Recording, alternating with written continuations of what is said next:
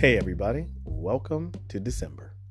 That's right, you made it to December 2020. I'm so happy that you did. And if you are listening to this month's episode of Move the Needle, what we want to talk about is gratitude.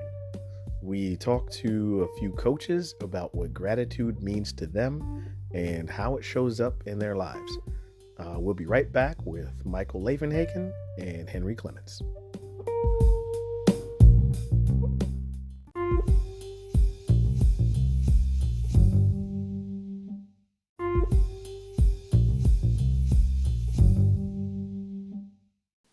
Hey, everybody. Welcome back to the Live All Good podcast. This is the monthly series, Move the Needle. We are here in this segment with fellow coach Michael Lavenhagen. How you doing, man? I'm doing good. How's everybody else doing? Hope Good. everybody had a good Thanksgiving and is having a good year and falling into Christmas and New Year's. Oh, dude, that's awesome to hear, man.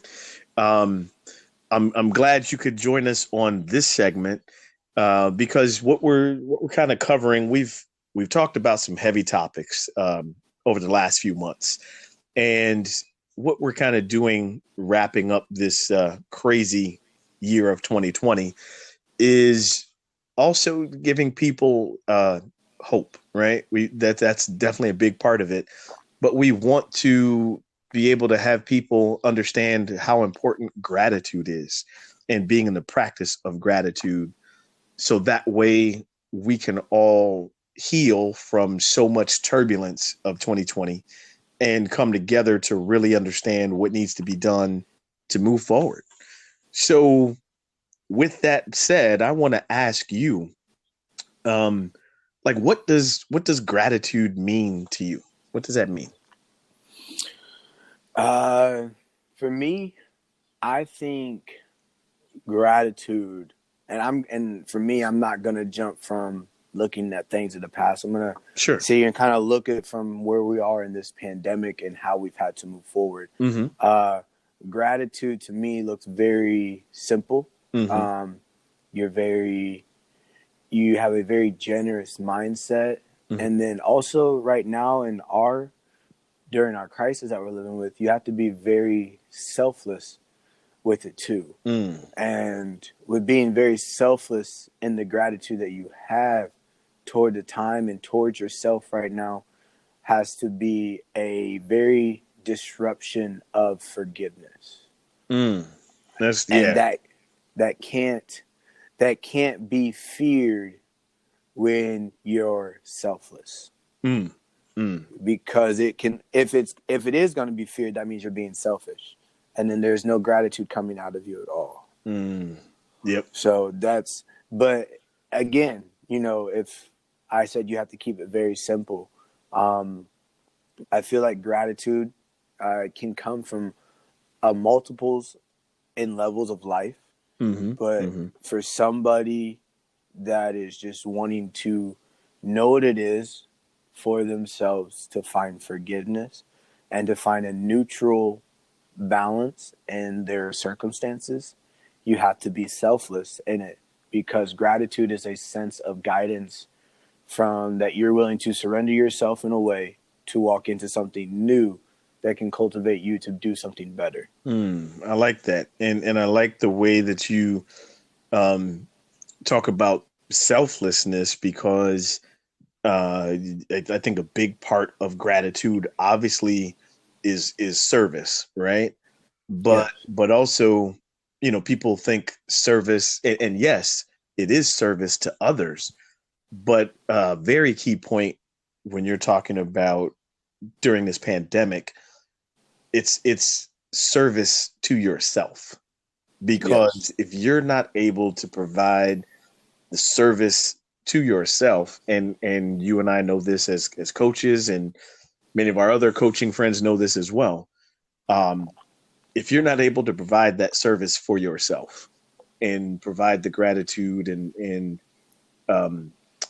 your tank is empty or maybe half full, and you run short of trying to serve others, and so the gratitude may not be as full as it could be if you're not helping yourself. So yeah, Correct. I Yes. I love the way you put that with being selfless about gratitude. That's awesome, man. Um, how has gratitude shown up for you personally during the pandemic? It has shown up for me personally in understanding my emotional states, Mm, and then understanding my responsibilities to how I connect to those emotional states.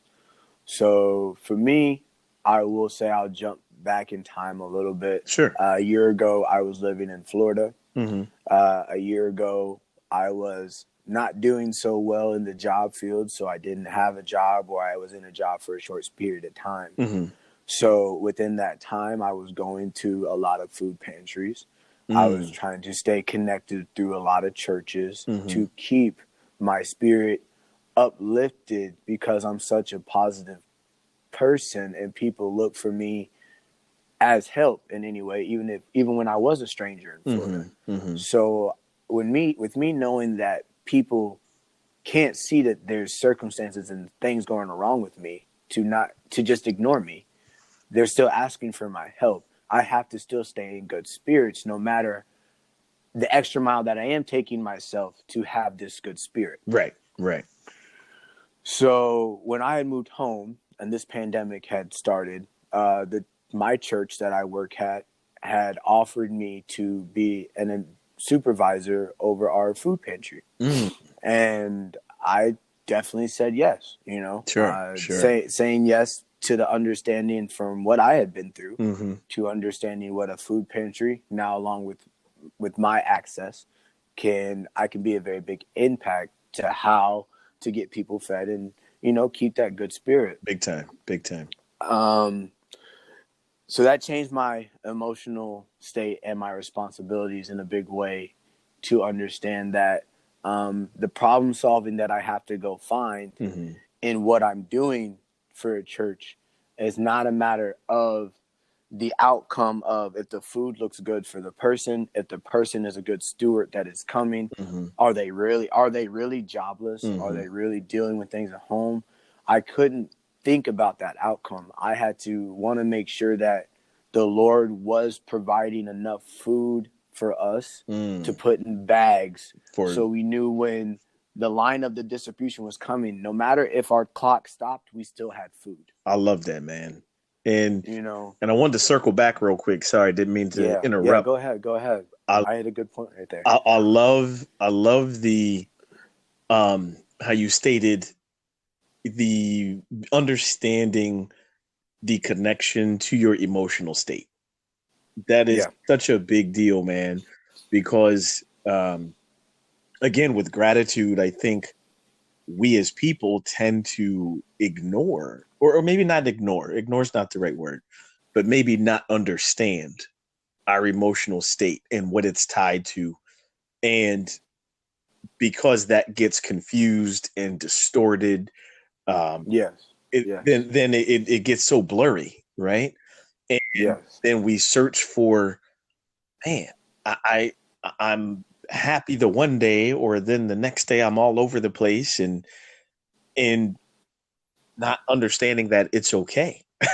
It's okay to be right, all over the place, especially when you're in a time, and we're all in this together, but we're in a time of uncertainty.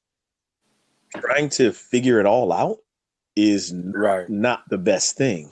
Giving yourself grace. That's the word I was looking for a little earlier. Um, yes.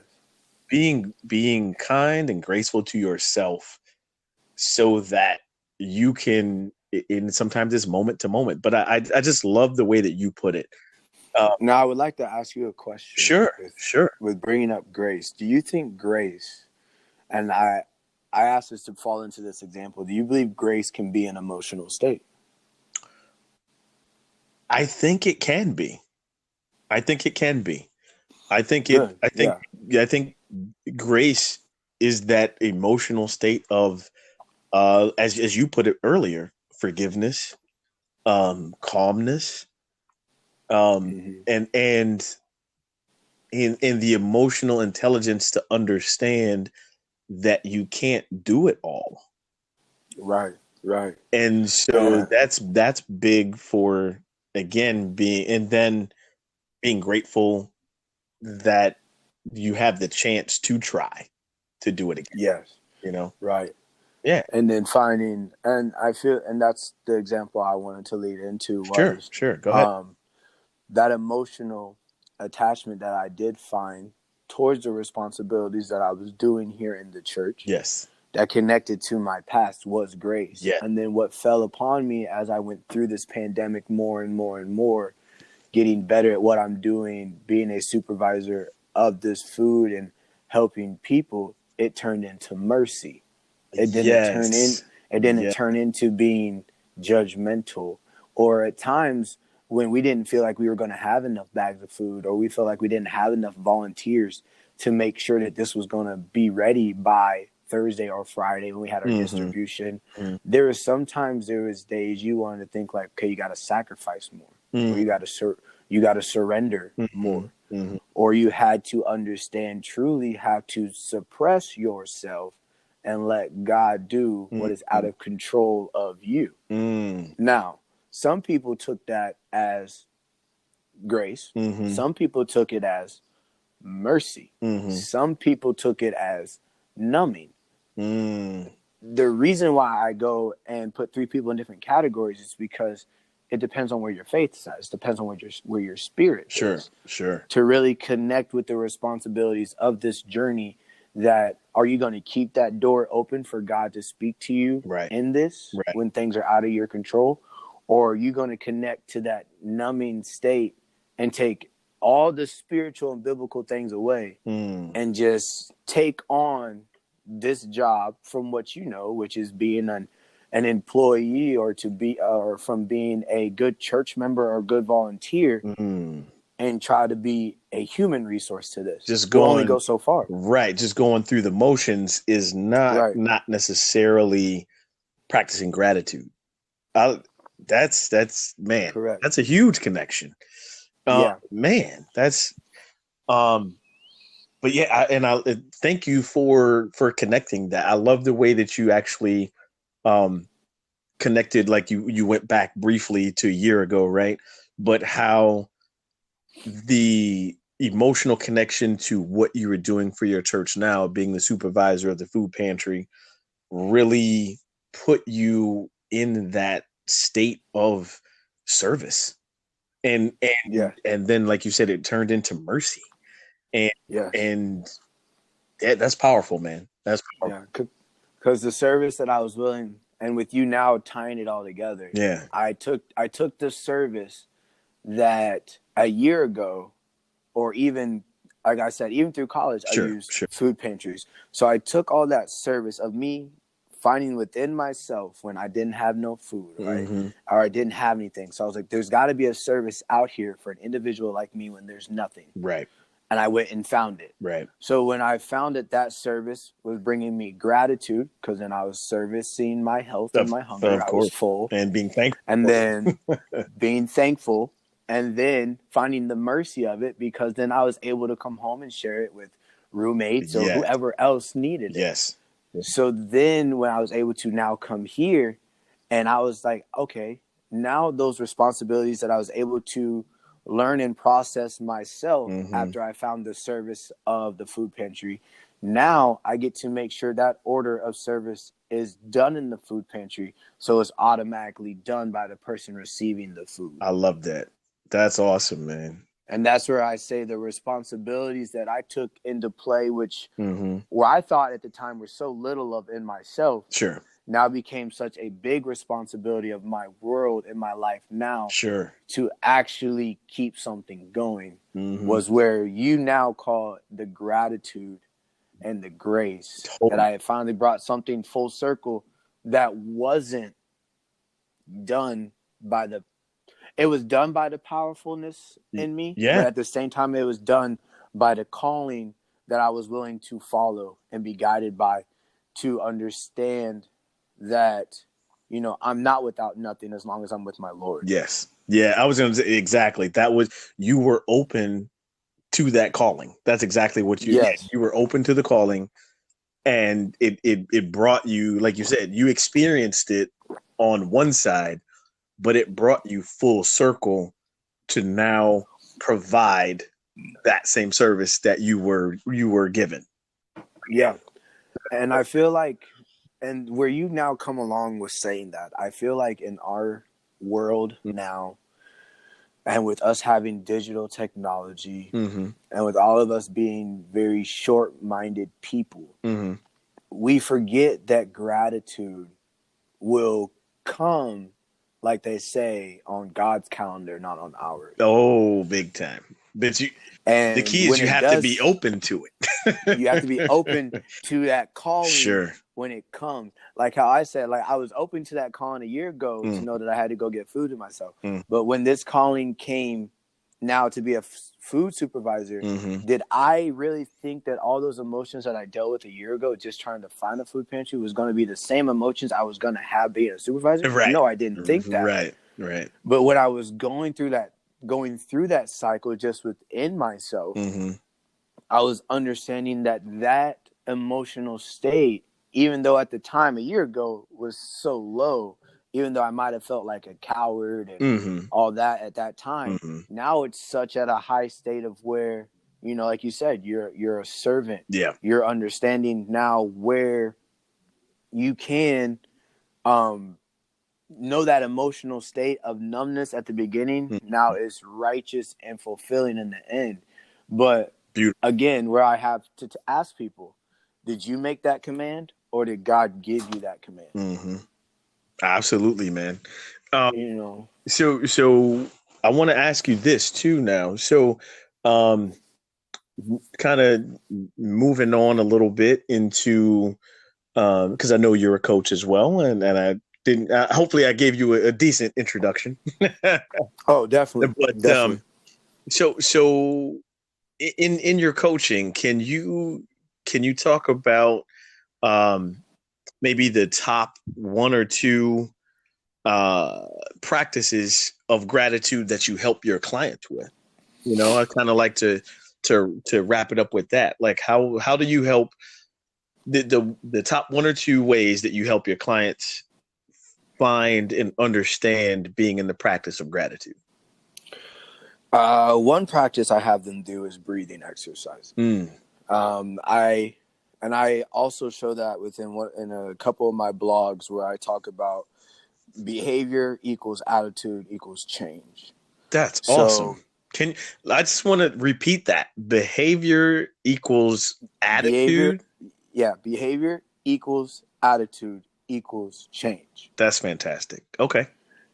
So, and I have a few blogs written in that way, and I will open up one to see if I can truly actually give the exercise to you. Mm-hmm. So what I really do is that I find a phrase that people truly connect themselves mind, body, and spiritually with. Okay. So for me is one phrase is that I am a hard worker, Okay. Mm-hmm. and then one thing is we do as coaches, we make sure people can confirm that by a yes or a no answer. Sure. We don't want a true explanation from you. We want the personal power from you. Sure. Yes or no, that's powerful. Sure.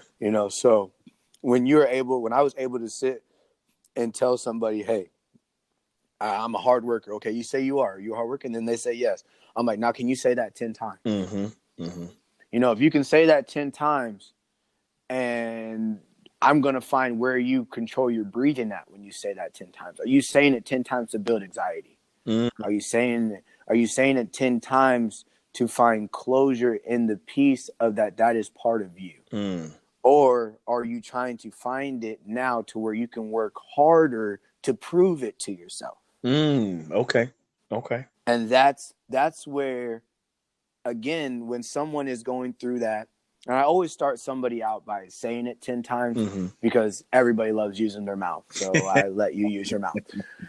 If I do tell other people to do it, I tell them to write it 10 times. Sure. I feel like people get more agitated with me when I tell them to write it 10 times because now I'm telling you to try to multitask, think and exercise, Right. use the hand muscles, Right. Right. Um, but that's what I truly do. I really try to I put a phrase to a breathing exercise to Okay. find your attitude. I like that. because Yeah. because the behavior is already shown. You said you're a hard worker, and you confirmed it by saying yes. So now you're in power. You're in the power, the personal power that you want to have. Or like you said, Now we got to. by the time, like if they're doing it 10 times, maybe Mm, by time 5 or 6, you hear a difference in what they're yes, saying, and you're able to say, yes, well, wait a minute, that sounds more like a question, like right, a hard worker, instead of, like you said, the buildup of, yes, this is me, this is who I am. And if they, right. yeah, I got you. I got you. Nice, nice. And so when they go through that, um, like you said, by the fifth, sixth, wherever I can start hearing, or maybe they start hearing it in themselves, Exactly. that either it's starting to drown out, or it's starting to suppress, or starting to uplift. Sure. Sure. And then when we hit that point, Hmm. I go like, all right, transform. Yes. And so when I say transform, I usually try to connect it to another phrase. Okay. So the other phrase that I have connected in my blog for where I did it for myself Hmm. was that I had to transfer into that I'm a hard worker.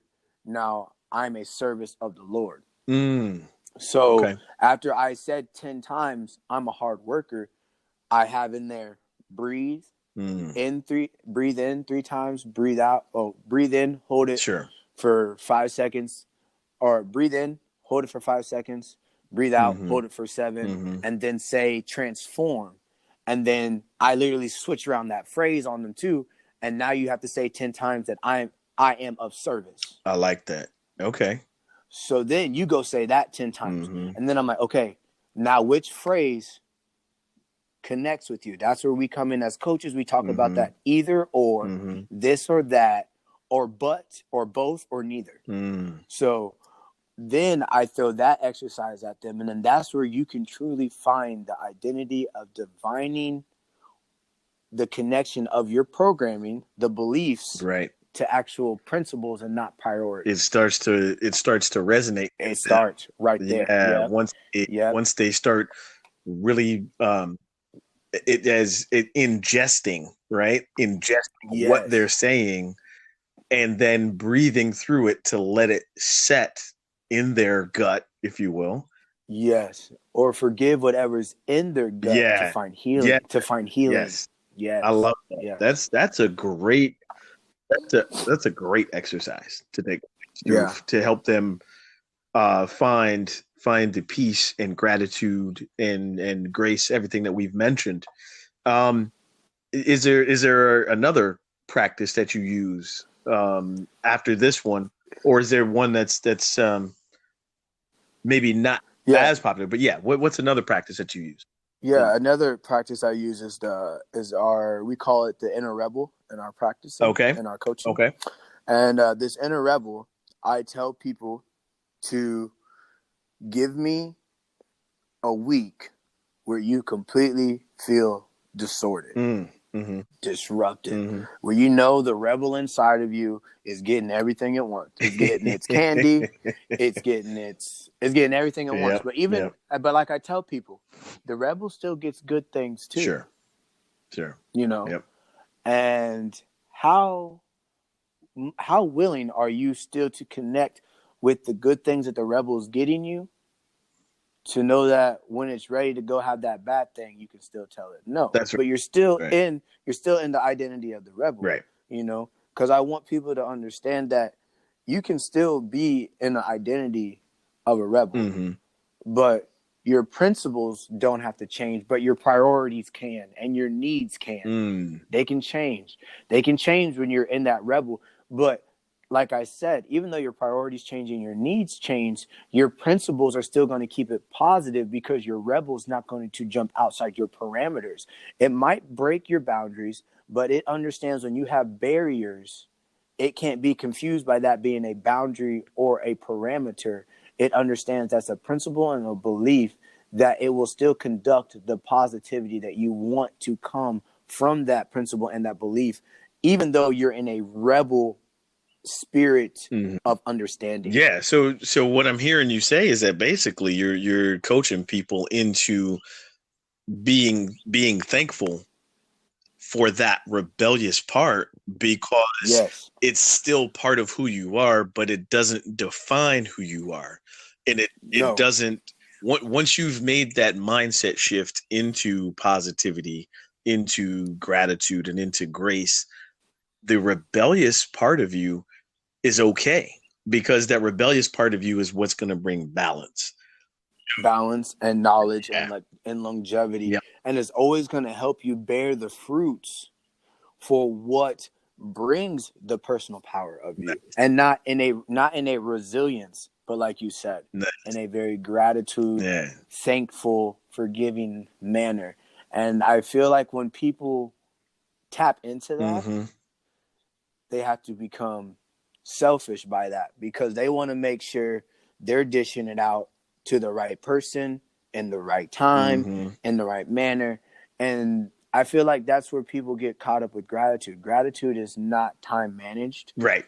Gratitude is not reward or privilege, but gratitude is definitely priceless. It's timeless. 100%, man. 100. But it takes a lot of dignity and a lot of integrity if people know how to bring the difference between the two when you're in a rebel mentality. Because I feel like that's a lot of people do, is that they blind those two. Because when you have to find integrity, you have to willing to be honest about what is rebelling out of you, Yeah. Yeah. Yeah. to bring the dignity in you, or bring the dignity in front of the other person that you're being honest to, that you're gonna leave it at the doorstep. Okay. I'm with that. And go. Yep. Yep. I'm with. You know, because that's the thing that I feel like I've had a problem with coaching people on, that Mhm. is that they can almost fall cynical, Mm. or they can fall into a secular mindset. Sure. Sure. Try to make themselves smaller to enjoy this practice they're going through. But if you know what has been going on with you, you haven't taken it in a secular or a cynical way. Mm-hmm. Why are you going to go try to do it now? Right. Because that's what's taking the energy away from you, Right. when you're trying to go mind versus mind to compare and contrast that. Instead of we're with what you're talking about with taking what's going on like in a secular mindset or in um a self-centered mindset, Mm-hmm. that's more instant gratification, as in what can you do for me or what can I do for myself right now, as opposed to the selfish part of, again, I know you overuse this word gratitude, but being selfish in the gratitude and thankfulness of what you have so that you can then share and serve that with others. Yeah, Correct. absolutely. And that's why Yeah. people have to understand, as we said at the beginning, selfless. You have to be, because if you're Mm-hmm. gonna, the spirit can never be first Mm-hmm. if your self is not going to produce the power that the spirit has. Yep. You got to step into the power. Absolutely. Yeah. This, because but that's one thing I've noticed. If I wanted to be Mm-hmm. selfless, I know my spirit can handle everything outside. I can literally be guided by the spirit and let it control my whole perception and reality. Mm-hmm. But when I tap into that spirit and I want to go put myself in front and be like, okay, spirit, now synchronize yourself through myself, Right. so that we both can work as one, because I believe I can be an impact in this too. People lose themselves, like you said, in that nature, because it can become a numbing, because they don't know how to really sync with their spirit. Right. And They've never really found that meditation or that voice in their head mm, that will help truly conduct them from minute to minute, hour to hour, day to day. right. And then they get into that fight, That the sabotage, yeah, that sabotage fight, and fight yeah. with themselves. Absolutely.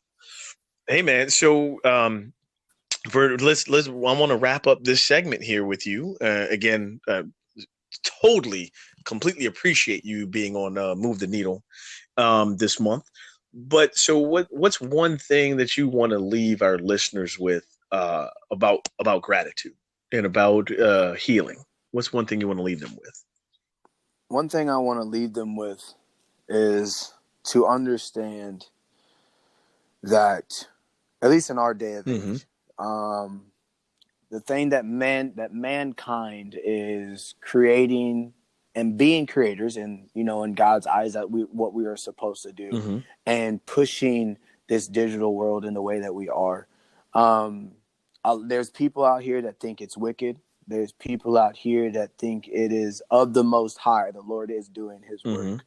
Um, I just would ask for people to truly look at themselves in the mirror to understand that um, there's prosperity in all of this. Mm. But until you can truly find where your spirit cannot be altered anymore out of this, is where the outrage will stop and the healing will come.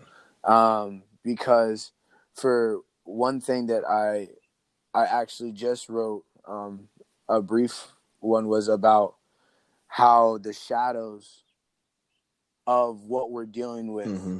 is going to bring the healing for what we come out of this. Mm. That's so And, true. Yeah. a lot of times people want to look at their shadows as being a wicked or a sinner or a mocker, Mm-hmm. and when you look at them like that, then that's what you're going to see out of your perception. And then that's also what you're going to see out of your own self-esteem. Sure. And I want people to want to learn how to be proactive but reactive to that, to understanding that gratitude and mercy, it needs to be at the forefront of your heart and not being judgmental and unconditional. Man. Because our world will not allow you now to understand how to find unconditional intimacy anymore. Mm. It doesn't work that way. We have to learn to find gratitude and mercy and service in a way that is selfless, so that we all can move forward as one unit.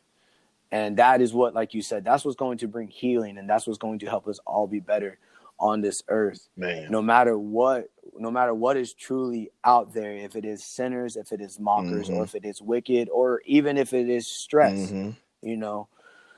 all those can be accorded and put in an alignment that is appreciated by you and this environment, if we can just try to find ways that are gratitude and merciful within our perception to reality. Man. And if that That's means you have to take yourself out of it and let your disruptional spirit get right in it, then that's what you got to do. mm-hmm.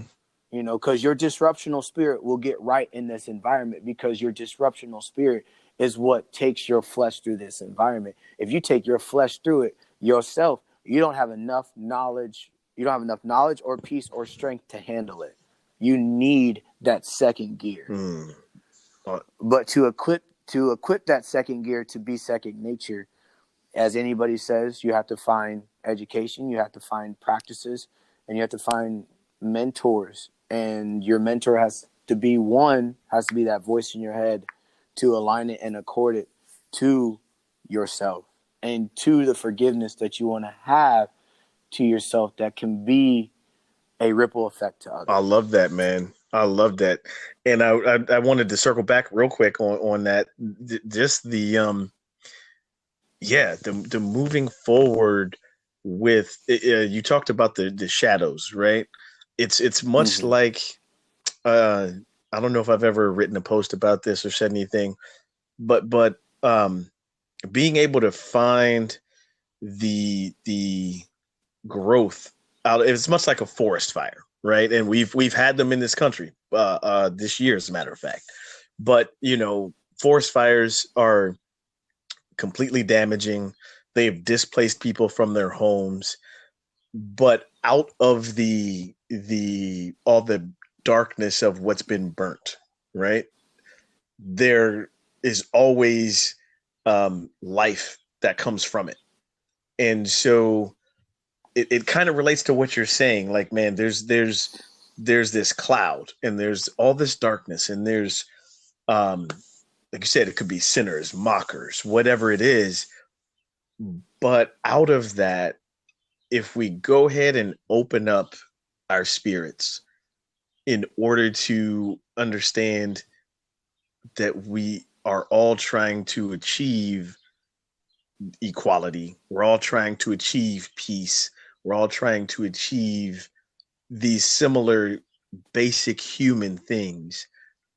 That's where the growth comes from what has been burnt, and we can then Right. rebuild and help each other do that. Right. Man. And people just have to understand when it's time to go help each other do that. Mm-hmm. You have to respect yourself that you are going to be a disruption of forgiveness. Mm-hmm. Yep. If you're not going to be a disruption of forgiveness and you're going to be a disruption of selfishness, then you are going to deal with the cynical, secular world that we have built now. Man, I'm with it 100%. Oh man. Michael, dude, I appreciate you being on Move the Needle this month. And man, I invite you to come back on many Definitely. other episodes for sure. And for all of our listeners, this is not the last that you will hear of Coach Michael Lavenhagen. There will be a podcast coming out about, or I should say, not about, but highlighting and spotlighting Mr. Lavenhagen in particular. So be on the lookout for that. Um, Again, man, thanks for being on. And everybody, we're going to take a break and we'll be right back.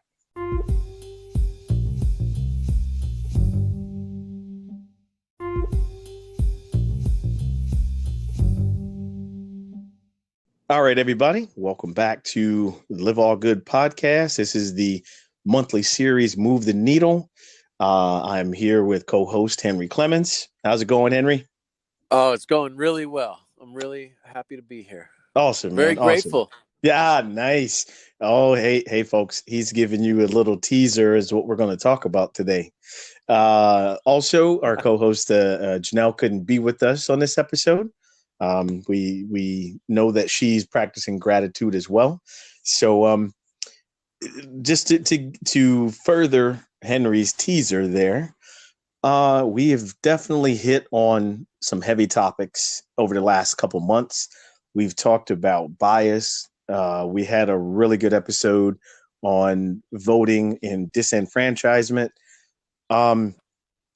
So what we're going to do for this episode as we kind of near the end of 2020, and it's, as Henry put it, it's been a challenging year. It's been some turbulence on this flight, but as we land this plane and take off into a new year, we kind of want to offer the listeners what gratitude means, right? What being in the practice of gratitude is, and how that can help shape your perspective, how that offers healing.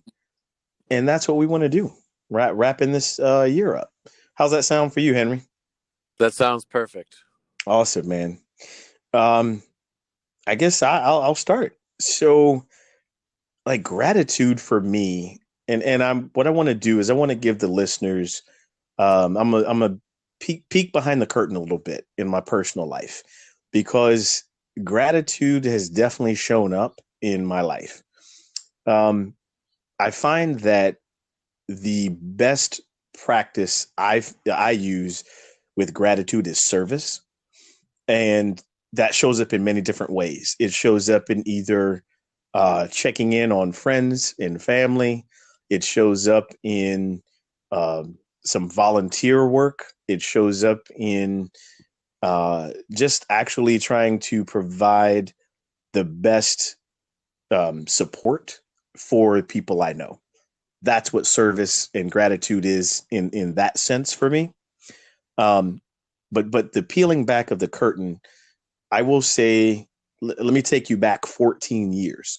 So 14 years ago was when I lost my sister, and at that time, I understood the grief process, right? I understand the stages of it. I understand it comes and goes. What I did not have a grasp on back then was how to fully be present and what gratitude allows you to heal internally and allows you to heal yourself. Mm. So we fast forward to now, and again, folks, I don't mean to feel like I um, am focused on death, but those are that right now. That's a life issue that is at one of the centers of what I'm dealing with. So a few months ago, lost my mom to cancer, but the difference between now and 14 years ago from having lost my sister is truly understanding gratitude. So while I think about my mom and my sister and my dad, my family, and I think about missing them, what I'm able to do is really zone in and be thankful and thankful for the time that I did have and thankful for the lessons and the memories that we all got to create together. I don't have to focus on what I do not have. And the beauty of that for me is I get to share these memories and pass them on to my friends, to my family. And that's that is just, I don't know if I have words for that, but it's such a calming thing. And it's such a positive and peaceful way to deal with something that is difficult. And there's no way that I would be able to personally still feel positive or be positive without having that practice of gratitude. And so that's one example. Lee, Yeah. before you move on, Oh, I sure. just wonder, do you have a specific gratitude practice? When you say you have the practice of gratitude, you know, it, Oh, there's like a some specific ways that it's like a exercise. daily Mhm. exercise or something like that. I do my push-ups. Right. I'm grateful every time I'm, Yeah, whatever. no, actually, you know what? I don't have a specific gratitude exercise. Huh? I think for me, it changes with the moment. And Right. so there are moments where um like you feel well, I should say there are moments where I feel like things might be closing in on me, right? And Uh-huh. so my gratitude practice then will be to get outside, Okay. whether it's go out in my backyard and just get some fresh air, Uh-huh. or if it's go for a run, a bike ride. Uh-huh. Uh, or there are other times where, yeah, it might actually be a workout. And it might be, you know what, I need to um, have some gratitude with sweat, Right. you Right. know, but yeah, it tends to my gratitude practices tend to change with the moment of what I feel the need is, if Okay. that makes sense. Yeah, So for our listeners, a lot of people are struggling with, depression and, absolutely. those moments, whether it's the direct loss of a loved one Hmm. or the loss of financial stability or simply the loss of the illusion of safety and stability Absolutely. in their life, which can Absolutely. be, I mean, traumatizing, traumatic. Yes. Yes. Um, and things that challenge our identity, which is, uh, according to biologically, we respond to it in the same way as a threat to our life. And in I was these going to say, right. right, It's and in these fight or moments, flight. Yeah. that's right. And in these moments when it's tough to cultivate that gratitude, you've been, on the front lines with the loss of your mother, and then Sure. looking at the difference Sure. with the loss of your sister. Um, Hmm.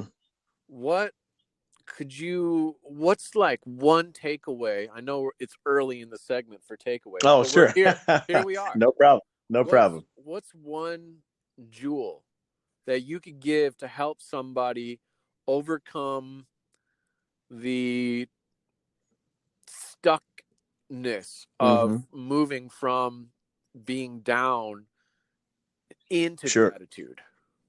Okay. I can definitely share something with that. All right. I would tell anyone who feels stuck, definitely from the loss of a loved one, right? When you're in this grief process, I would invite you to not deny it. Do not try to suppress it. Do not try to hold it all in, because that, in a way, almost denies the existence of that loved one. I would invite anyone dealing with that darkness, right, to actually allow yourself to feel it. It is okay to be angry. It's okay to be sad. And it's actually okay to be happy. Yeah. So you're not happy. And I say happy, not happy as in you've lost the loved one, but happy in the moments that you remember that make you laugh. You're not doing a disservice to that loved one by laughing. Yeah. Even if it was at their expense. They're not going to come back and haunt you, I promise. They may do it for other reasons, but not for laughing at them. No, I'm kidding. I'm kidding. But that's the one thing I could really tell you. And to bring that point home further personally, 14 years ago, I think I did a lot more of holding it in. I did a lot more suppression. I did a lot more denying that it happened, you know? And then coming from that point to the anger, you know? Yeah. Who do I blame? How can I put this on someone so that I can displace the hurt? You know? Yeah. And what I can say is, now, having done some internal work over 14 years, I would hope so. If I was the same person, that would be a bigger problem. But that's that's a different episode. That's right. That'll be in 2021 for sure. But I can truly say that really reflecting and feeling through it all, right? Yeah. Feeling through, wow, man, today sucks. You know, I miss mom. Or, hey, I remember when my mom said this, and like laughing and just all the feels of whatever it takes you through. I invite you to do that, because that will help put your mind in a position to then be thankful for the time that you had with that loved one, instead of being focused on what you're going to miss. So the future has not happened yet, right? And because the future hasn't happened yet, you can't really predict how you're going to feel with those loved ones that are not there anymore. Yes, they're not physically there to move forward on this journey of life, but again, we take those memories, right? And we get to pass on traditions, or we get to pass on, maybe cooking, or in anything that you've taken from anyone you've lost. That's what you get to help move forward into the time that has not happened yet. So I think a lot of times we try to project what we should feel or how we're going to feel and it hasn't happened yet. So I don't think about it. I don't worry about that. I worry about, or not Yeah. worry, I should say, but I think about today. I think about what I feel today. And typically what happens is, wow, I'm grateful that this happened with this person. I'm grateful that this happened with my sister, with my mom, with my dad. And that part of gratitude is so helpful in dealing with grief and the grief process. So Yeah. so that's probably a long answer of the one thing that I could offer for someone, but I hope that makes sense. So if I can recap Absolutely. or condense that, Sure. what I was hearing is that number one thing is to allow. Yes. Yes. And the number two thing is to share. Yep. That was in there. I think that's right. Is that Yeah. accurate so far? I think that's accurate. Allow the feel And then, and share. Yep. mm-hmm. And then the third thing was, don't worry about the future. Yes. You don't know how it's going to play. That's no, but you're absolutely right. You're absolutely right. That is the condensed version. Yep. Okay. You allow yourself to feel it.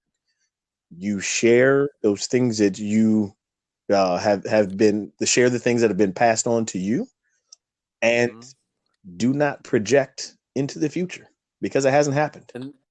Right. And then part of that allowing also is that it's okay. It's okay. Yes. And an interesting thing in my experience is getting back to that point, and this is also applicable in people who suffer from depression. Oh yeah. It's okay to feel good. Yes. Yes, it is. That you go ahead. Go ahead. Yes. Well, it's an interesting sort of. We have habitual tendencies, both psychologically, but also biologically. Mm-hmm. And the body creates these biological feedback loops where, for example, someone who's depressed, Mm-hmm. you have a consistent sort of stream of feedback loops going from the brain and the thoughts, and then that causes the biochemical cascade of all of the sensations, feelings, emotions, which then turns around and reinforms the brain, which reinforms the body. Yes. It's this loop. It's just cycle one way. Yep. Mm-hmm. Yep. And it is, we think about habits as sort of like things we do, but we don't think about habits and habitual tendencies as much as our thought patterns and our physiological and biochemical processes. Correct. And in fact, very interesting. I have a background in depression, and gotcha. Genetics and molecular biology and a few other things. Mm-hmm. And the interesting thing is that we can retrain our biology by learning how to train the mind and creating that conscious connection. That is awesome. Intentionally implanting thoughts, intentionally implanting very, very small actions, which then precipitate a change in the biological cascade. And we have an incredible amount of, you're talking about passing on traditions in our genetics. We have an incredible amount of information. These are traditions. And through epigenetics, which is the shifting of genetic expression over time in response to the environment. So let's say, and that can be passed on from parent to child. So let's say you were an angry, or let's say I was an angry young man. and then before I finally, and at this point, I've destroyed about 99% of my anger, which is, Sure. if you knew Sure. me when I was young, that's crazy. Um, but before when I had destroyed maybe 25% of it is when I had my kids. So Okay. that tendency toward anger Mm-hmm. and toward confrontation is now biologically passed down to my children. I see That what you, right. Right. the predisposed expression Right. of that genetic tendency. Mm-hmm. So interesting. Well, So it sounds like it's very similar to other actual biological things that can get passed on, such as the from alcoholics or from drug addicts, that kind of thing. yep, It's also the same way that you're saying with genetics. If depending on correct. what you're harboring in your mind or in the cells, if you will, Mm-hmm. because it is a biological or physiological process that can get passed on. Interesting. Yes. Yep. Interesting. So a short fuse is not only Yeah. a if you look at the nature versus nurture type thing, Sure. Sure. you can take a kid that has two parents that just blow up at the Yeah. drop of a cotton ball, right? Yep. And Yep. then you stick that kid in with the nicest people that ever existed. That kid will be able to learn how to control if it's given the tools. We'll be able to Right. learn over time. They're By the time they're reprogramming. 30, maybe, Yeah. or 50, I don't know. or 50. Well, But what you mentioned real quick, huh, that I definitely want to touch on that another episode where we're sitting here already doing new episodes, but the nature versus nurture. Oh boy, uh-huh. we could Yeah. definitely we could touch on that. That's a good one. That's a good one. Yeah. But go ahead. I did not mean to uh, derail you. Oh, that's all right. Um, but along those lines, so an interesting thing about gratitude, Hmm. gratitude has a correspondent biochemical result. Okay. When we adopt a gratitude practice, Hmm. then we're cultivating these sensations of, obviously, the best that we can describe as gratitude, but there's a warmth, there's Yes. an openness, there Hmm. is the release. In fact, it is impossible to hold the sensation and sort of the thought and feeling of gratitude and be anxious. It's Mm. impossible to be depressed. Yeah, I Hmm. mean, if you're a depressed person, I Hmm. feel for you. If you practice gratitude, you won't feel depressed for a few minutes, but don't worry, you can go back to feeling depressed after. It's all right. That's right. It's okay to feel good for that small It's moment, and okay. then you build on that. That's Absolutely. right. It's okay to go back. That's You know, right. That's right. it's baby steps. But it's impossible when we learn to focus ourselves. And people think oftentimes, oh, well, I do feel bad or anxious or, whatever while I'm doing Hmm. these other things. Actually, the mind only has the ability to really concentrate on one thing at a time. Now, there can be Right. several background things running, Hmm. but the mind can only concentrate on one thing at a time. So, what's happening is that the concentration muscle, which has to be developed, is not Hmm. yet developed.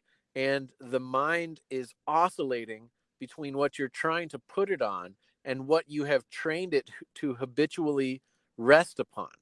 Mm. And it Mm. it does so at, I think, something like 64 oscillations per second. Wow. So I Okay. mean, think about how quickly. Have you ever been? I know you're a bike rider, Lee. Have you ever Yeah. been Yeah. riding your bike and then maybe you hit up off of a speed bump or something like that, and then the front tire drops out of the fork, and then It and then you land, and then that tire just jams right up in the fork, and then suddenly everything slows down. I've had that a few times. Yeah, and it's just like in the movie. You almost hear some, like music going in the background, some Yeah. opera. And look around, and you think, "Oh man, this is gonna hurt." Yeah, And yeah. like It's so that much whole slow happens. motion. Yeah. Yeah, so much happens. There's like a water droplet floats slowly past your eyeball. The Well, brain that's moves. typically a tear. So yeah. Yeah, that's right. And the brain actually does move that quickly, but we are in the habit of perceiving it at a certain sort of movie film rate, 64 Gotcha. frames per second, Gotcha. approximately. So that is our habitual movement. This can also be trained. If you look at Mm, professional athletes, those people yes. can do incredible things. Like I heard a comedian talking about how he was so out of shape. He got up from his couch to go and get a beer out of the fridge. And from the Mhm. time he got up and got the beer and got back, which was about 3 meters, there was nothing in the way. Somebody caught a football or, Yeah. intercepted a pass and ran 90 yards before scored a touchdown before the guy could get to his fridge and back. Like we have the capacity. I used to play semi-pro hockey Yeah. and I have some buddies who were playing in the NHL. If you've ever Hmm. been to a hockey game, those guys, you Oh, pass it's, you pass the puck at 70 miles an hour off the ice. And then yes. you pass it, you knock it down out of the air with the tip of your stick, and then you touch it twice, and then you move it again. The game is so fast. We And I was have going the to say capacity. for those of you who have never seen a hockey game in person, like live, it is completely different than seeing it on television. Completely. Yeah, I would say much more exciting in person, and the speed of what you talk about is absolutely out of this world. Yes. yeah. Absolutely. Yeah. So all of this comes back to when we think it's not working. Yeah, right. Just Right. because the mind is not fully trained in Hmm. holding on to a new type of thing. Now, interestingly, it is fully trained in holding on to anxiety. It is Hmm. very highly trained in holding on to feelings of self doubt, self Hmm. deprecation, um, Hmm. depression, um, just all of these things that basically were trained to be always in the fight or flight response. Now, And I was gonna, and I think it's would you say, Henry, that the mind is trained, or highly trained on those things because that's what tends to keep us safe from the unknown. Those things tend absolutely. to do that. Okay. Not just the unknown, but if you're looking at it evolutionarily, and Hmm. if Right. Right. if you whatever, I'm not even going to go into that spot. If you're looking at it Yeah. evolutionarily, all right, then the Hmm. mind is it behooves the individual to remember more clearly and accurately that the smell of a bear means get the hell out of there because you're going to die, Exactly. more Exactly. than the smell of a flower makes me feel nice. So you're going to be anxious. You're going to be, well, depressed or Right. fearful or scared if anything remotely resembles the smell of that bear, if you will, Right. right? Like you said, as opposed to being in a field full of, I'm not a flower guy, but whatever the best smelling flower might be rose, right? If you're in a field of roses, well, I guess no, because a rose bush has thorns. So a With field full poison of the thorns, so you know. right, let's a different flower, but in the field of like daisies or something, right? Whatever it is, That right? that's gonna put you at ease. You're right. It's easier for the mind to have you prepared to take flight. And It, and, yeah. and it it makes perfect sense, you know. And Mhm. unfortunately, our body, we have a much more limited biochemical palette than the palette of the mind and the options that the world throws at us for stress. So, Mm. and you know, Okay. Lee, I'm sure that the the Yep. the body has cannot tell the difference between an angry spouse, a kid who is just about to get, you know, Yep. finish the sentence on your own. You know, a boss, you know, the tax Yeah. collectors, Yep. the body Yep. doesn't know. Or even more interestingly, you're watching something on Netflix or whatever, body Hmm. doesn't know the difference between being shot at and watching a bunch of people shooting. Or that stress to round it out with something completely different, the stress that you are going to put yourself under for the beast mode workout that you had. That's right. The body is still interpreting the stress the same way. It is stress. Yeah, Or absolutely. even more subtly, the stress that we put on ourselves to have a perfect meditation. Very interesting. Yes. People Yes. give up meditation and these practices that are super beneficial because they think it's got to Yes. be some kind of way. And all of that Yeah. actually comes out of a deep level of misinformation. Not that people are, Hmm. it's not about fake news or anything like that. It's just that we are not being taught correctly because a lot of the people who are teaching it weren't taught correctly. Nobody's Right. fault. It's just the way that Right. it is when we try to skim the surface of a tradition that's very beneficial without actually Hmm. learning the ins and outs of it. And I think what happens, piggybacking off of that, is people want to emulate what they see as the right way to do it. Yep. And because they cannot achieve what they're trying to emulate, that then goes back into all these feelings that we've talked about that the mind is heavily programmed to go back to: Right. the self doubt, the self deprecation, the depression of, man, I can't get this right. So I'm going to quit. Yep.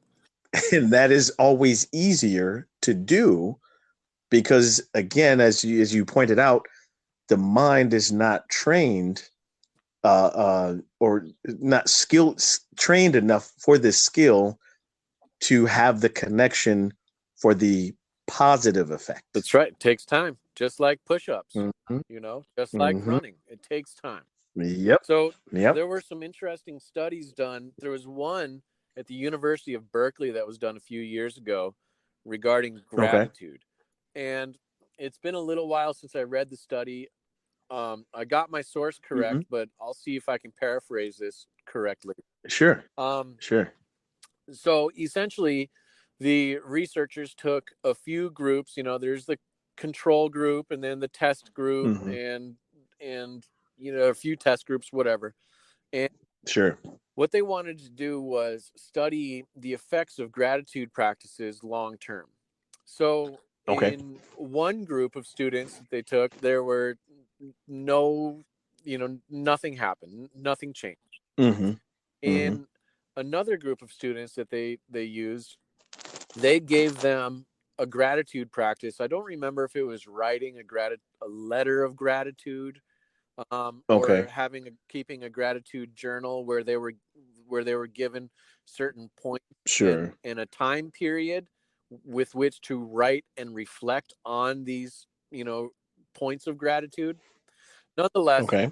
when they began, all of the students were more or less in the middle of psychological well-being.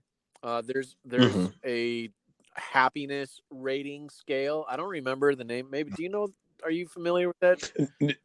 I know what you're talking about, but I don't know the name Yeah. of the actual scale. So But everybody, yeah. all of the students that were chosen were median. They were right down the middle of all of the Hmm. stuff. They were doing all right in school. There was, B's and C's, whatever, room for improvement, Sure. right? So Sure. Hmm. they did the study over the course of a year, and I believe that they did the gratitude practices for 8 to 12 weeks. Like I said, it's been a Okay. while since I read this study. So Okay. And that's 8 to 12 weeks is a good that's a sweet spot, that's that's 2 to 3 months that's there. right. It's Yeah. a sweet spot, and that's also the length of Lee's coaching programs. By the way, just a little That's plug. Mine too. Mine too. exactly. Nice. I like it. Anyway, so in this study, they showed that during that 8 to 12 week period, obviously no change for the students that didn't do anything. I think they also had another Anything. set of students that wrote, journal stuff, uh, Okay. but no gratitude things, etc. Not specified in Right. gratitude. Right. And Okay. then the test group, 100% of the students, their grades improved, their Wow. overall happiness improved, and their psychological well-being improved. Wow. 100%. And not only that, but they tested the students again 6 months, 9 months, and 12 months later. And Hmm. Hmm. at 6 months, still 100% improvement. 9 Wow. months, it was like 90% improvement. 12 months, Wow. still 75% of those students improved. Yep. So, and That's that's for a yeah. short period of gratitude practice. The results last for a long time. That is Now, amazing. That's here's the and interesting thing. that We find ourselves yeah, go able to learn quicker, absorbing and regurgitating information more seamlessly. Um, ahead. Hmm. we're able to handle situations of high stress with ease. Mm. Um, Mm. and there are, think about this, right? If we are Hmm. products of genetic expression, it's been shown Hmm. that people who are generally grateful are healthier. Their immune systems Hmm. function significantly better than people who are, you know, self-loathing, Who are less less grateful. Yeah. less grateful, Yeah. right? Yeah. With a poopy mind. Yeah. Yeah. Nice. There was another study done on nuns, and Okay. this was done in England or Ireland or something like that. They did a study on these nuns where all of the nuns in this convent were it was part of their practice to keep a journal. So Okay. the researchers went through the journals and they kind of sussed out three different categories of individuals. One of them Okay. had 50% or more of sort of negative commentaries. One of them Okay. was sort of 50-50, give or take, And the Hmm. last group Hmm. was uh, the majority of their commentary was positive. I'm sorry. Also, there's negative commentary, neutral commentary, and positive And then commentary. positive. So Right. Okay. out of those three groups, and they studied these, uh, all of the people whose journals that they were looking at were 70 years of age or older, but they studied throughout Mm. the lifetime, the course of their journals. Oh, gotcha. Okay. So So they could have been keeping the journal for like 10 years or so, 20, but 50 okay. years worth of journal. A Got lot it. of these ladies Got it. went in as early 20s, teens, stuff like Right. that. Right. So Okay. the ones who had negative commentary, the majority of their commentary was negative. Died, 100% of them died around the age of 80. Wow. The people Okay. who are neutral lived, varied, of course. There's some variability, but and I forget the sample size of these groups, but it was relatively large. By relatively large, I mean we're talking 50 to 100 individuals in each group. All right. Oh wow. Okay. So, okay. The ones who were sort of neutral, positive, negative, neutral, they lived, 70s to late 80s, whatever, just an very average. The ones who were practiced, who were just by inclination grateful, who had this positive mindset, the majority of them lived into their 90s, well into their 90s. Wow. That's being grateful will not only improve the quality of your life, no matter how crappy it is, but it'll extend it. That's easily 10 years. I mean, think about of that. Your life. Just that tiny shift will give you a decade plus imagine the quality. Yes, you just nailed it, right? Because what's the point of it? Because let's look at that other side of the coin. Someone might say, why do I want to live 10 more years? Look at the quality of life for that 10 years. That's right. That's and the person that says That's that, the difference. They're not going to live that extra 10 years. Right. Because they got the poopy mind. Right. You can tell. That's right. That's right. I definitely would love more quality for 10 years. Absolutely. Absolutely. Hey, Henry. So what I want to do is I want to take a quick break. Rattling on. And then when we come back, I want to go ahead and touch on it because you did a really good job of segueing into another example that I want to share. Again, peeling that curtain back a little bit into my personal life, right? But then I also want to get your perspective on how gratitude has shown up for you. All right, man. So let's take a break and we'll be right back after this.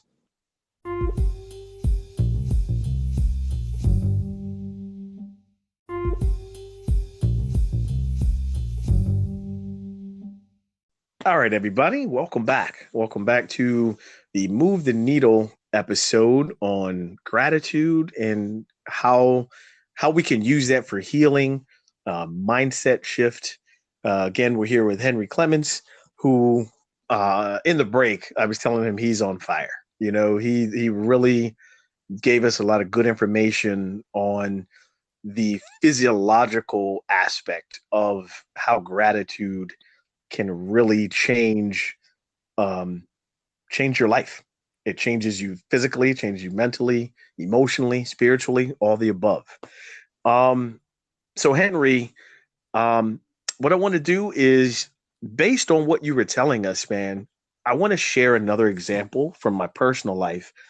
And after I share that, I would definitely like your perspective on how gratitude shows up for you in your life. Cool. So again, you talked about the physiological aspect of gratitude and how if you train the mind, what it begins to do to your perspective and your outlook and how you can deal with stressful situations with ease.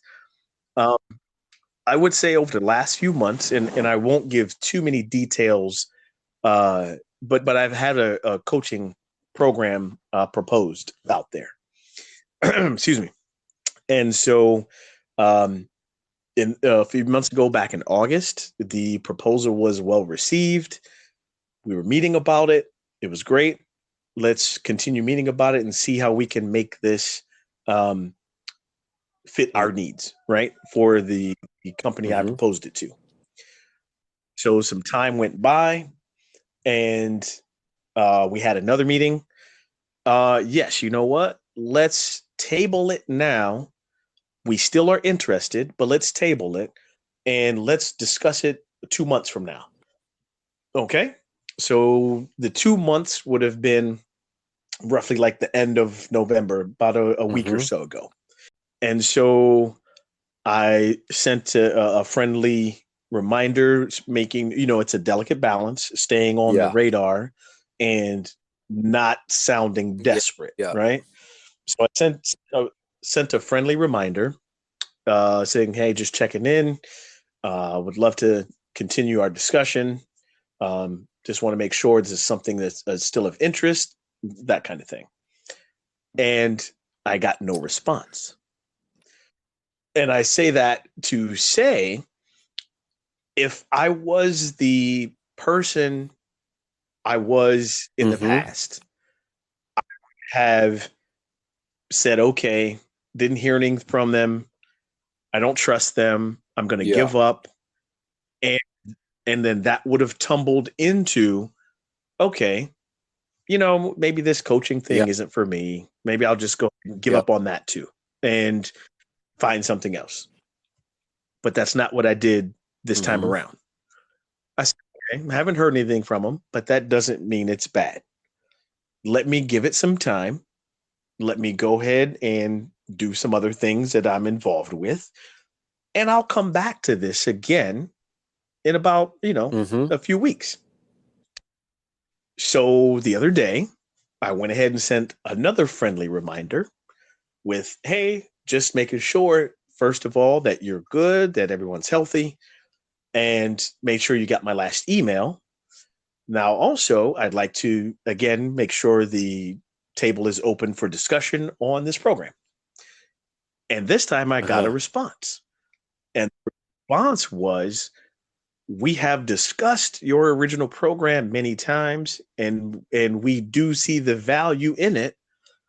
Currently, these are the needs that we've identified that we would actually like to talk about.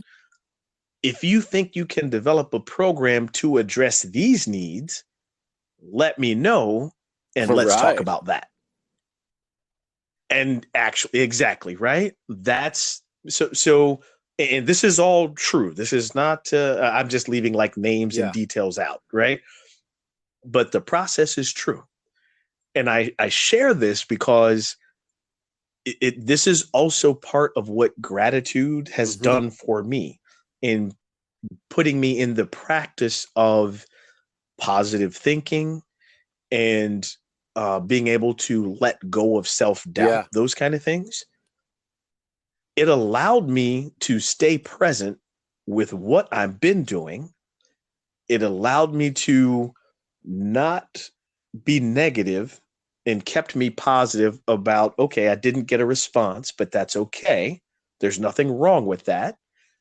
And it allowed me to follow up in a way that was still open and positive to hearing whatever it was they had to say about the proposal. And if I had not been in that frame of mind, I would have missed out on an opportunity. And that's all that I want, is the opportunity. It doesn't mean that this proposal is going to go anywhere. I don't know that. That's still in the future to be decided. But without taking advantage of the opportunity, I would be in a world of doubt, in a world of negativity, in a world of, man, this is what am I doing? I've wasted my time, my effort, my money. But that's not the case. So for anyone listening, the takeaway from that is, the power of positive thinking, and do not give up. If it's important to you and it's something that provides a purpose, even if there's just this little spark of purpose for you, use that spark and light the torch. Do not give up on that. That's another way that gratitude has shown up for me, being able to allow me to focus on positivity, even though negative things can happen or they turn out in a way that you did not anticipate. They will inevitably happen. Negative things will happen. Sure. Yep. You just don't focus on them. Yeah, man, I appreciate you letting me share that actually. Um, and I will keep Yeah, you all please posted on what do. happens I love. with the I'm so proposal. excited about your projects.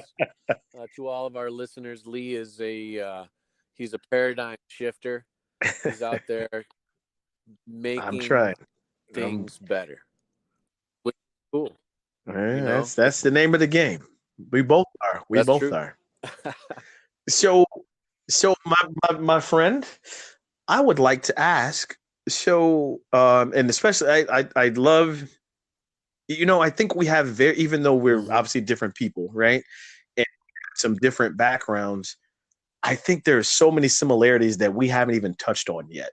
There's been like different acts in our lives, right? Act one was okay, however we grew up. Act two Yeah, was when we were young men and how we handled being young men. Yours in particular was the semi-pro hockey. among other But I insanity. would venture to bet well, that was just the catalyst for it, right?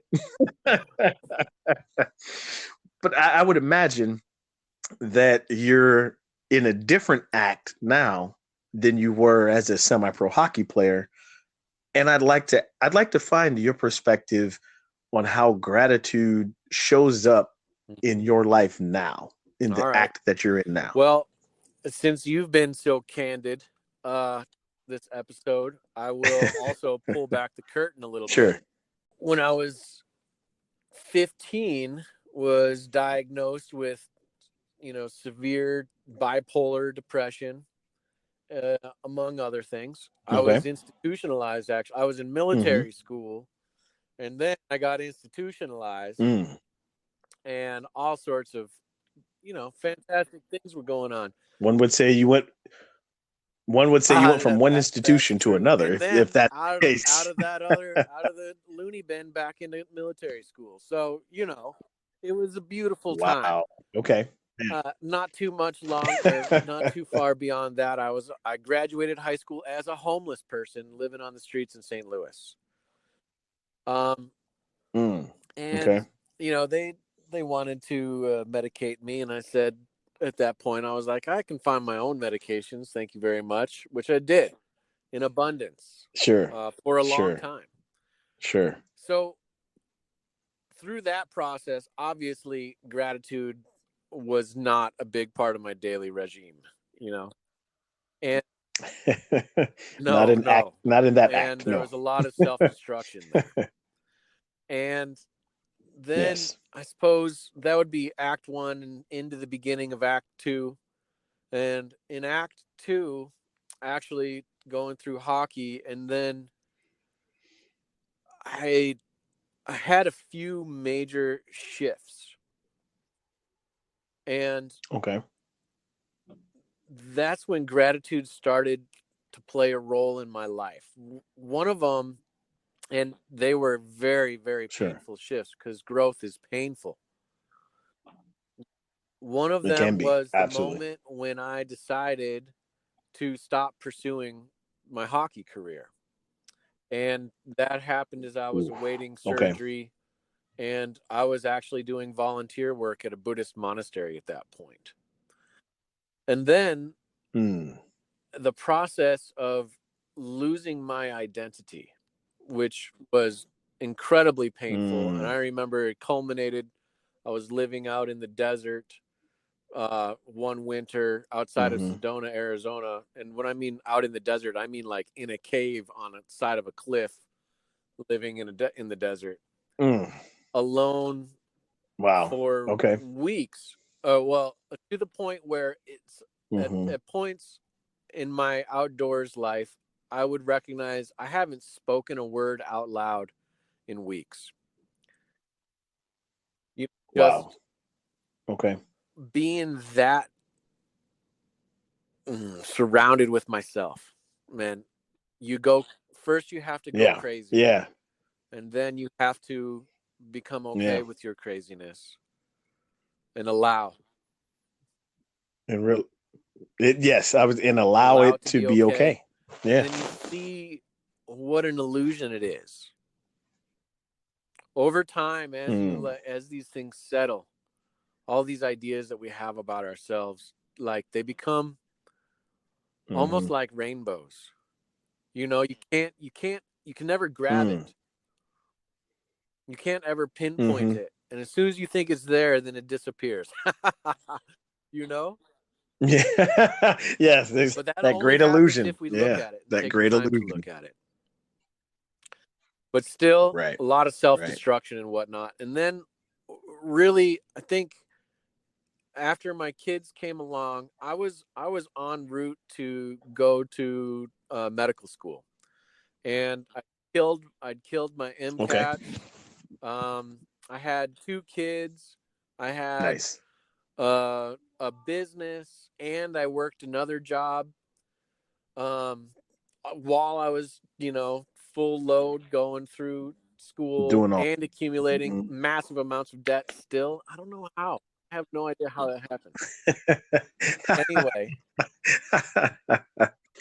Your MCAT yeah, will tell yeah, you yeah. how But I you was got working that debt. my Yeah. butt off. Anyway, I'm not gonna go there.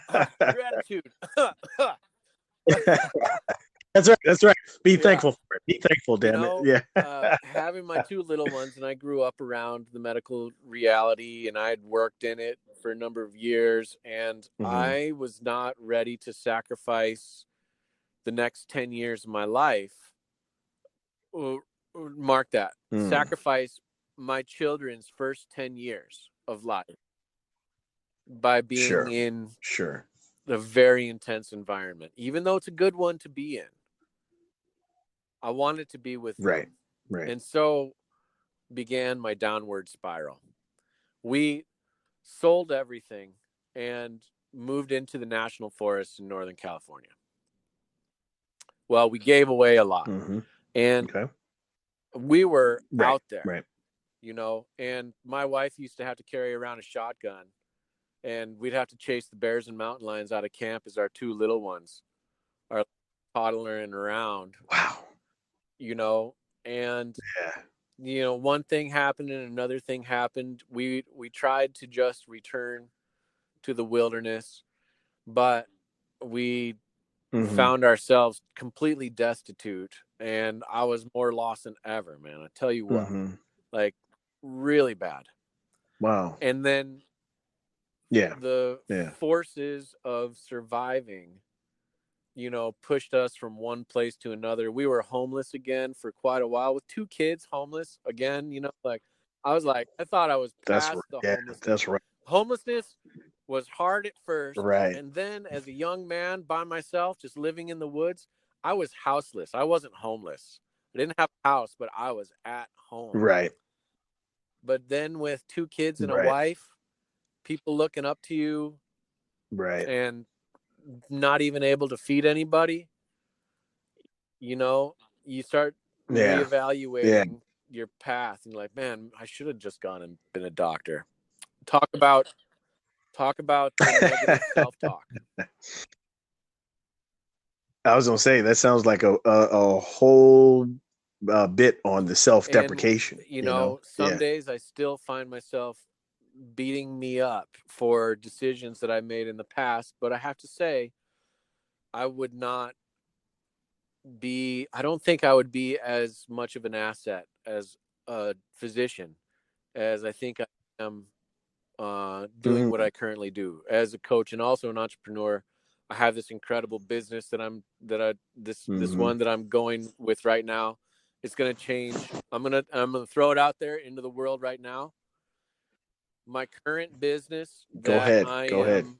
am just on the verge of opening will change the face of medical and healthcare in the world in the next 20 years. And I'm going to I pull back love the it. curtain on this a little bit.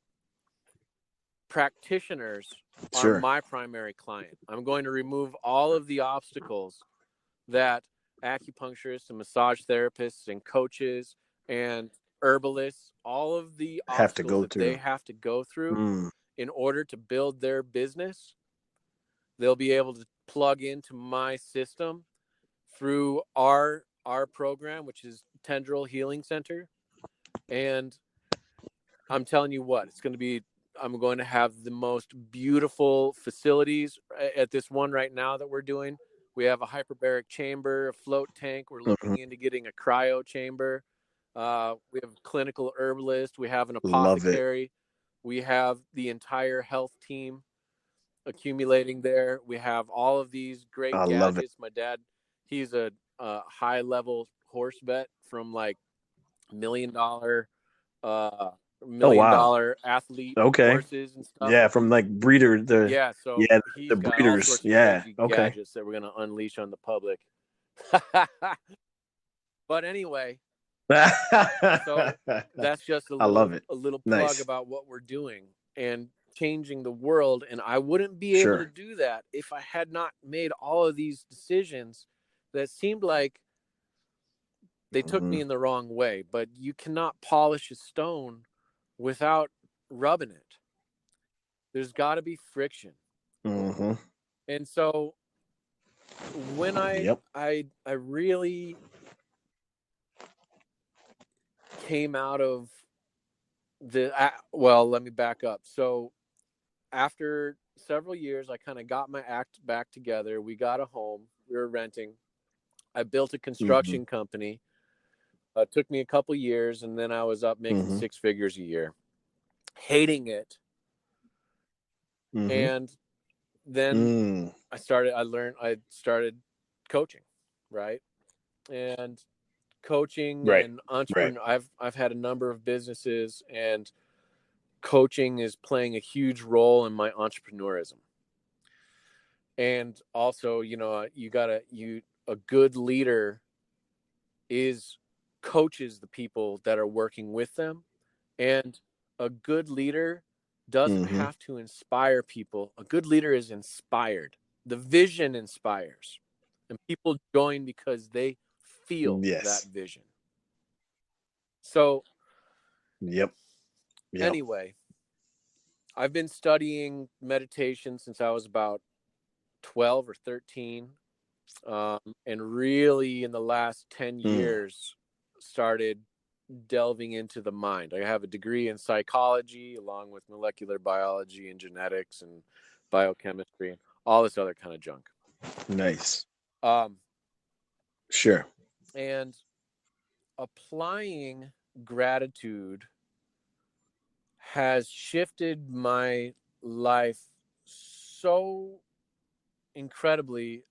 It's the anchor of my sobriety, just to start off with, right?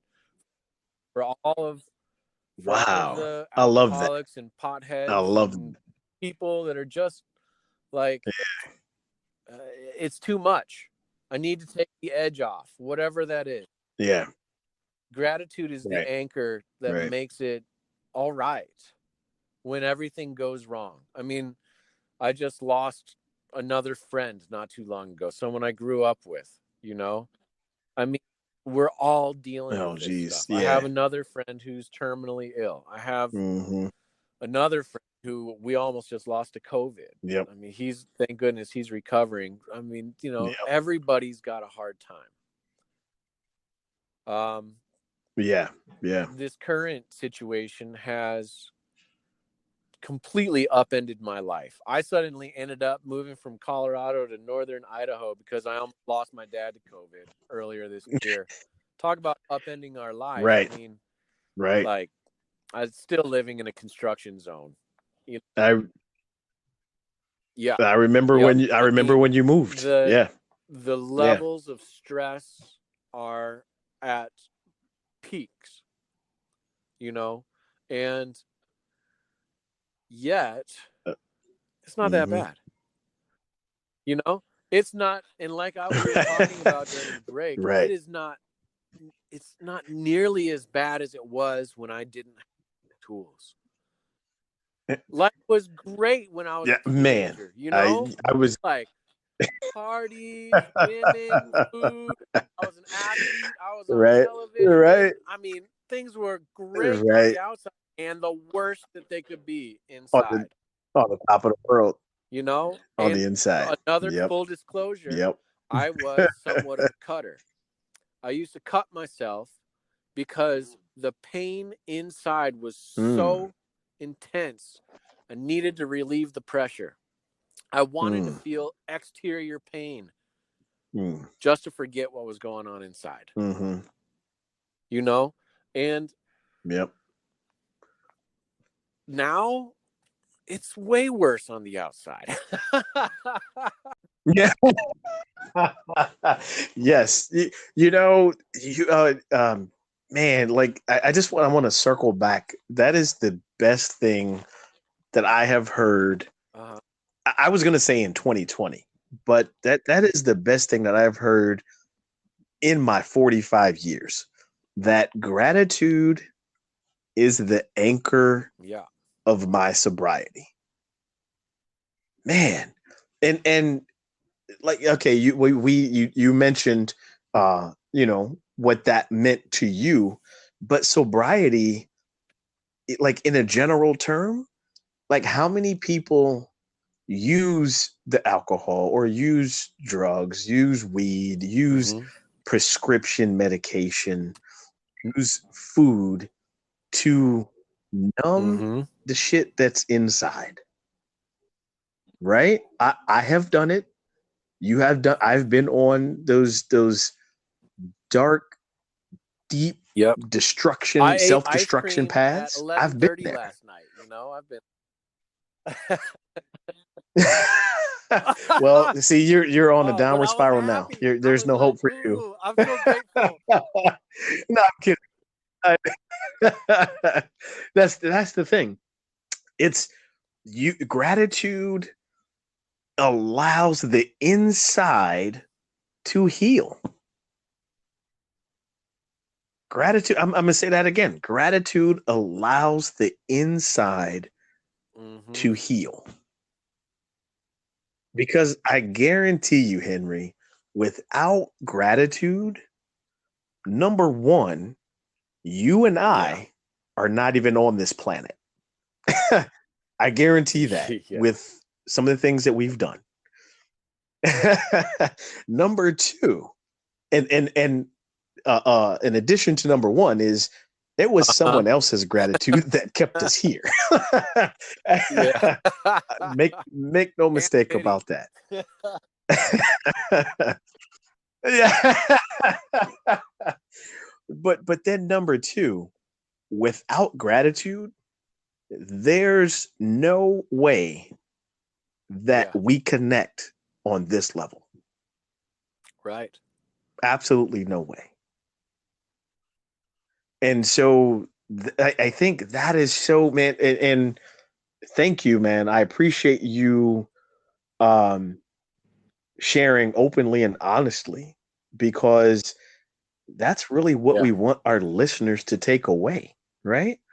We want them to understand this is not, we are with you. We are part of you. We are not someone Right. who's talking at you. We we have lived this. We try to live it. These are things that we do daily, weekly, monthly. We are constantly trying to be better, but one of those major steps is having to Yeah. heal the inside. And one of the best steps to do that is Mm-hmm. finding out what gratitude is. Henry, would you agree that and you touched on this, I think, in a couple segments ago or before the break, is that people give up on gratitude Oh practices yeah. because they're not perfect, right? And so, would you also agree that gratitude can be something as simple? And literally, I just like posted about this the other day. Made a social media post, but gratitude can be simple, you guys. Gratitude, excuse me. Gratitude is something as simple as if you are blessed for your eyes to open in the morning, Mm-hmm. start there.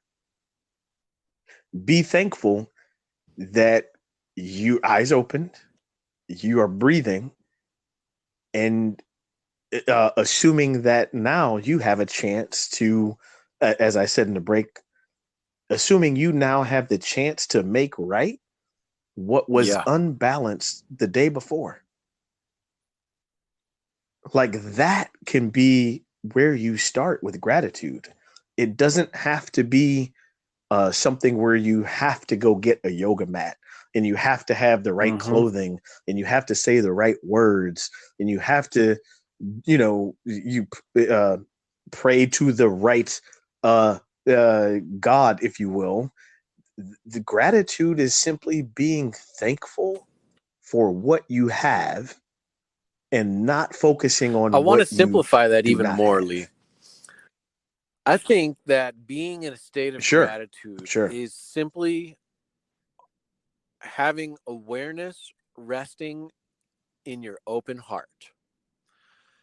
Because if you think about it, right, we run through all of these I love things. it. We use the Yeah. tools of Hmm. the mind. I'm grateful for this. I'm grateful for that. What we're doing Hmm. is we're building a sensation. And that sensation at the end of the Hmm. gratitude practice, however it is, the sensation is one, the best I can describe is an open heart, soft eyes. And Yes. it's an interesting state of Yes. vulnerability. And I say the interesting thing about it is that Yes. when we are really vulnerable, we become in some ways invulnerable. The more we try to protect ourselves, the more touchy and vulnerable we become. Yep. It's like any tiny little thing is going to threaten Absolutely. this shield, and then we're Hmm. reactive. Vulnerability Yep. Yep. allows us to Yep. relax and accept and be okay and be gracious and to have that gratitude. Yes. And, you know, Mm. like we're both relating that we've been there. Not even that long ago, we've been in tough spots and we're applying this stuff. But I want to take that a step further. And I may have That's right. mentioned this That's before, right. but in one of our earlier episodes, one of the people that I learned a Mm-hmm. lot of this stuff from, he's a Tibetan man. Um, Mm-hmm. his name is Tulku Sanag Rinpoche. He's down in um, uh, New Mexico, whatever that the cool town down in New Mexico is. I forget. Mm-hmm. Anyway, um, so he was raised in a Chinese prison camp. He was kidnapped at the age of 5 or 6 and Mm. thrown into a Chinese prison camp where they tortured the people that he Mm-hmm. lived with. They were regularly killing, Mm-hmm. the inhabitants of that prison camp. Most of them didn't make it out alive. He spent like 20 something years living there. Mm-hmm. Yep. And he said one time, Mm. I was never unhappy there. I never harbored anger or resentment toward any of the guards. In fact, he was filled with compassion for them. He never thought about escaping. Wow. And he is not everybody made it out of the prison camp in that state of mind, to be sure. He's a unique individual, but the Sure. reason why I bring Sure. this up Sure. is that Yeah. it's it's not that bad for any of us here in this country. All right? Even people who are incarcerated, it is not that Right. bad Right. as it was for this guy You are watching absolutely his right. friends and mentors and loved ones being strung up on walls and beaten Mm-hmm. to death. You know? So if he Mm-hmm. can do it, Yep. he's just a Yep. dude. If he can do it, so can we. Because Yep. I have been challenged before with this whole perception that, oh, that type of stuff is for people who already have it easy. And I'm going to, people with privilege, be it white privilege, monetary Whoa. Yeah. privilege, whatever type of privilege, you Right. know, the Right. ability to shop at Whole Foods privilege. I don't know, Mm-mm. but like you said, it doesn't have anything to do with being able to wear Right. Lululemon Right. or have the yoga mat. It has everything to Not at do all. with how we are interacting with all of the shit. And I think one of the cool things about coaching that I've come to realize, I've coached multi-millionaires, super Mm-hmm. successful people. I've coached Yeah. construction workers. I've coached Yeah. some people that everything is going wrong. Mm-hmm. And I did a lot of Yeah. hospice work Yeah. back in the day, sitting with people as they're dying. Okay. And again, Yeah. rich to poor. Yeah. Everybody, once they bring that wall down, everybody is suffering so Mm-hmm. deeply. They're Mm-hmm. suffering with insecurities. They're self-flagellations. Mm-hmm. Nobody is doing it right in their own eyes. Yep. And gosh, I almost, You're so right. You're so if right. I were prone to crying and such, I might even shed a tear It- right now. Yeah. Well, I was gonna Gosh. say it breaks your heart. It breaks your heart how broken Yeah. people think they are. And here's a tool that It I found breaks your heart. incredibly useful It does. for gratitude practice. All right. Because a lot of the Mhm. frustrations Okay. that come in our life are because of the other assholes in it. Right? So Yes, this being the absolutely. case, and then taking into account what we were just speaking about is the just sensation of brokenness that everybody that I have encountered, except for a very rare few, Mhm. carry with them. That Yeah. Yeah. through our reactions to these circumstances, to these other individuals, be it on the highway in traffic, or somebody almost clipped you when you're on your bicycle, or Mhm. somebody like cuts you off in the grocery store, Mhm. whatever, angry kids, angry wife, all of these moments are moments that we can practice like in the heat of fire. And so there's Mhm. introducing a new form of paranoia here. Instead of everybody's out to get you, everyone is out to help you. Okay. They are. Mhm. They're all out here to help us, to sharpen that Mhm. blade, to cut through all of the bullshit stories Mhm. and be open and to relax, Yep. be vulnerable, and to be filled with gratitude. And we cannot do that without assholes helping to sharpen the blade. And they're broken, man. You're right. They're You're doing right. it because that's how they feel inside. Yeah. And when you really, really grasp that, or when I really, really grasped that, it became so much easier to feel Mhm. overwhelmed with compassion for the victims and the victimizers, both. Yep. I agree with you 100%. You have the compassion and empathy, but also like you were saying, uh it, it allows that person to take the power back from the aggressors, or all these assholes that we're blaming stuff on. Even the Chinese It allows you to take that guards power who were back. killing my teachers' Yeah. loved ones. Your power can never Yeah. be Yeah. taken. It can only be given. And once you take it back, that's when you begin Yeah. that internal process of healing with And gratitude. then you can relax. All the weight's gone. That's it. It's all perfect. Perfect. Man. Love it. Love it. Henry, man. Yeah. That was an awesome episode, man. That is the way that I want to roll out of 2020. and folks, and we will be continuing. Like, look for us. We will see you in January. Well, you'll hear us in January. You won't really see us, but yeah, we invite you to be vulnerable.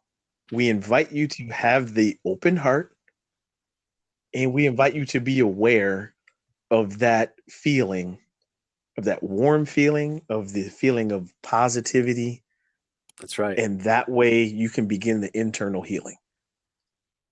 Because that is how we will all be able to move forward together in creating the world and then that this we are holiday trying to. season, just remember, they're Man. all out there to help you. Yes. They're out there to help you in the store. They're out there to help you around the dinner table for the season gatherings. Everybody is there just to help you. So when my family starts laughing at me because I'm laughing because they're trying to help me, think about that.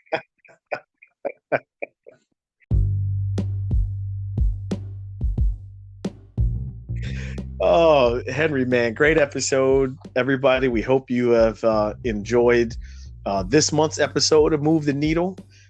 You can find it on liveallgood.com. You can find it on Spotify. You can find the podcast on Apple Podcasts. Just search Live All Good and you will see all the episodes. This has been the monthly series of Move the Needle. Henry, man, if I don't catch you till 2021, my brother, definitely have a great holiday season, man. Yeah, it's been a whirlwind 2020. Let's all right. Let's land this plane and take off in 2021. All right, man. We will talk to you guys later. Until January, everybody be safe.